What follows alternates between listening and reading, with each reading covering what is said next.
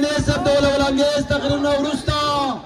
شفقت آیات MPA صاحب له بلنه ورکوم چې راشي د خپلو زرینو خیالاتو اظهار وکړي.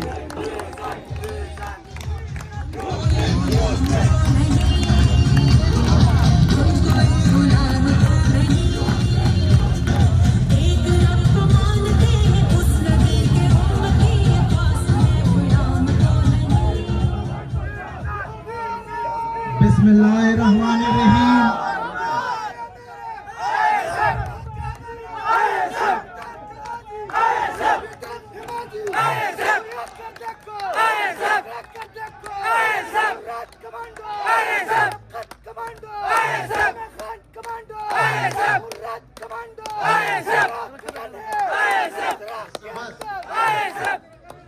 बिस्मिल्लाहिर्रहमानिर्रहीम। यौ शेर मुराद भाई ته ډالې کوم او بیا د مراد भाई له طرف نه اسټابلیشمنت ته یو شیر ډالې کوم. وی لخکرو جرګو او جنډو ته حاجت نشتا، لخکرو جرګو او جنډو ته حاجت نشتا، د شمار سړي پکار دي خو د مراد سید په شان کسان پکار دي. دې سایډونو کې له ګورئ نن به خلک راغلي ریپورټینګ لا، دې خلکو له به نن ریپورټینګ کوي. زه ورته وایم وی هغه نور دي چې په ټیټو سترګو ګرځي، هغه نور دي چې په ټیټو سترګو ګرځي، زما سترګې نه ټیټېږي د پښتون یم. خبرې به زمونږ صوبایي صدر جنید اکبر صاحب کوي، ډاکټر امجد صاحب به کوي، زما مشرانانو او مراد بھائی، مینا خان بھائی، سہیل بھائی، شاہ خټک بھائی ټولو خبرې وکړي په تفصیل سره. امجد صاحب وکړي، خو نن چې دا خلک دلته کې تاسو راغونډ شوي چغې به نه وهو، دا راته ووایئ چې په دې پاکستان کې آئین او قانون شته؟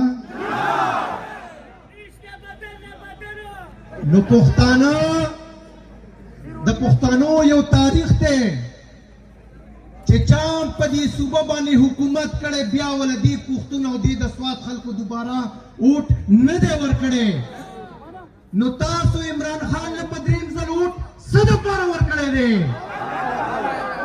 امن دپاره ورکړی دی او په دې ملک کې د تبدیلۍ دپاره ورکړی او د دې خلکو د راغوځولو لپاره ورکړی دی. نن دغه خلک ستاسو په سایډونو کې به ولاړې ریپورټینګ به کوي. زه ورته دا وایم یو عمران خان تاسو په جیل کې کېنو، تبدیلي م راوسته، دا خلک هم بدل کو،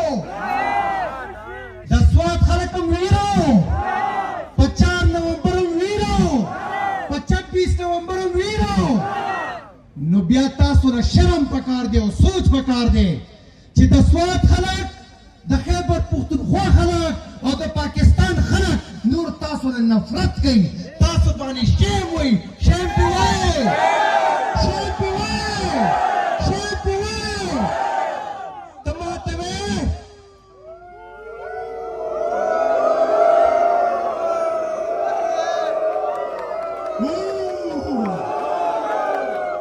دی وایي هغه ورځې زمونږ د یوت صوبایي صدر او منسټر ته سهیل ابریدي ته نوټس ورکو چې تا په دې جلسه کې زمون خلاف خبرې کړې دي. نو زه ورته په اردو کې وایم मैं आर्मी आपको मुखातिब करके कह रहा हूँ, एस्टेब्लिशमेंट मैं आपको मुखातिब करके कह रहा हूँ, मैं पुलिस वालों आपको मुखातिब करके कह रहा हूँ, मैं अदलिया आपको मुखातिब करके कह रहा हूँ, हम आवाम हैं, ये जो खड़े हैं ये आवाम है, ये पाकिस्तानी है, ये पख्तून है, ये इमरान खान के सिपाही है, इनके पास इख्तियार है आपके खिलाफ बोलने का, क्योंकि आप हमारे टैक्सों पे पुल की तनख्वाह लेते हैं, हमारे पास ये इख्तियार है, हम आपके खिलाफ बोलेंगे, हम आप पे तनकीद करेंगे, आप बर्दाश्त करेंगे, नहीं करते तो छोड़ के चले जाए और बारिकों में बैठ जाए. یو خبره اخیری درته کوم زما دې ملګرو ته چې مراد بھائی تاسو ته په ښکاره الفاظو باندې خبره وکړه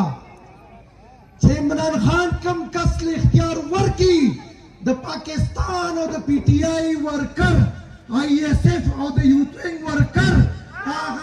داغه سره به ودرېږي به وکنه هغه که په صوبایي کې منسټر دی او که وزیر اعلی دی او که په صوبایي پاټۍ جنید اکبر صاحب دی موږ ورسره ودرېږو انشاءالله مونږ کې چې څوک تفریق جوړوي مونږ یې خلاف یو د پښتو یو شعر دی وایي که ته شي او زه شم نه به ته شي نه به زه شم که څه ته شي او څه زه شم هم به ته شي هم به زه شم مونږ به رایوځای کېږو او مونږ ته به یو اعلان راځي هغه اعلان به جنید اکبر صاحب په ترو راځي هغه اعلان به مونږ ته مراد سعید صدر صاحب راکوي هغه اعلان به د جیل نه مونږ ته زموږ لیډر عمران خان راکوي چې اډیالې طرف ته راځئ نو راځئ به که نه به راځئ دا راته وایي د ګولونو خو یېرېدلي نه هغه شاته خلک چې ولاړ دي لاس چوت کوي یېرېدلي خو نه راوځو نو انشاءالله زه په اسلام آباد کې دغه خلکو ته وایم چې راشئ د سوات خلک د دغې ډي چوک نه بیا تاسو پاتې کوئ انشاءالله موږ به درځو او خپل لیډر عمران خان به راساتو انشاءالله